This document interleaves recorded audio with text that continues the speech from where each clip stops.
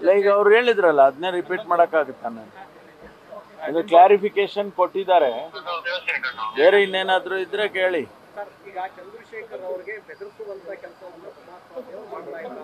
ಯಾಕಂದ್ರೆ ತನಿಖೆಗೆ ಒಂದು ಕಡೆ ಒತ್ತಡ ಹಾಕೋದು ಮೊದಲೇ ಎದುರಿಸೋದು, ತನಿಖೆನೇ ಮಾಡಬಹುದು. ನೋಡಿ, ಅವರಿಗೆ ಪೊಲೀಸ್ ಅಧಿಕಾರಿಗಳಿಗೆ ಒಂದು ಮ್ಯಾಂಡೇಟ್ ಇದೆ, ಎನ್ಕ್ವೈರಿ ಮಾಡಿ ಅಂಥೇಳಿ ಅವರಿಗೆ SIT ಮಾಡಿದ್ದಾರೆ, ಕಾನೂನಾತ್ಮಕವಾಗಿ SIT ಮಾಡಿದ್ದಾರೆ. ಅವ್ರ ಕೆಲಸ ಮಾಡ್ತಾರೆ. ಅದಕ್ಕೆ ಅಡ್ಡಿಪಡಿಸಿದರೆ, ಕೆಲಸ ಮಾಡೋದಕ್ಕೆ ಅಡ್ಡಿಪಡಿಸಿದರೆ ಅವರಿಗೆ ಆದಂಥ ಕೆಲವು ಕ್ರಮಗಳಿದ್ದಾವೆ, ಅದನ್ನು ಅವರೇ ತಗೊಳ್ತಾರೆ, ಪೊಲೀಸ್ನವರೇ. ಅದು ಬಿಟ್ಟು ನಾನೇನು ಹೇಳಕ್ಕೆ ಹೋಗೋದಿಲ್ಲ.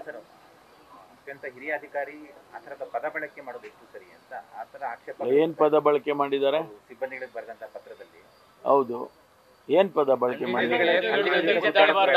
ಯಾರು ಅದನ್ನ ಯಾರು ಹೇಳಿದ್ದು?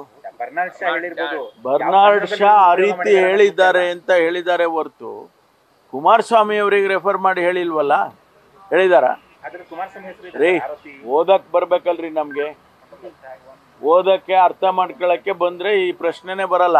ಕಾಂಗ್ರೆಸ್ ನಾಯಕರು ಬರ್ಸಿದ್ದಾರೆ ಅವ್ರ ಕಡೆಯಿಂದ. ನೋಡಪ್ಪ, ಬರ್ನಾರ್ಡ್ ಶಾ ಹೇಳಿದ್ದನ್ನ ಅವರು ಕೋಟ್ ಮಾಡಿದ್ದಾರೆ. ನನಗೆ ಅಪ್ಲೈ ಆಗುತ್ತೆ ಅಂತ ಯಾಕೆ ತಗೋಬೇಕು? ನಾವು ತಗೋಬೇಕಾ?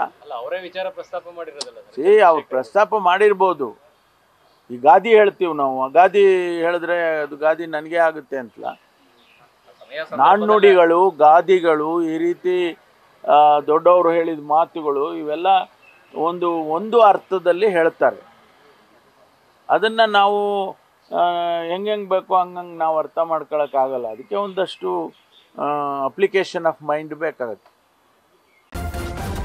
ನ್ಯೂಸ್ ಫಸ್ಟ್, ನಿರ್ಭೀತಿಯಿಂದ ನಿಮ್ಮ ಪರವಾಗಿ.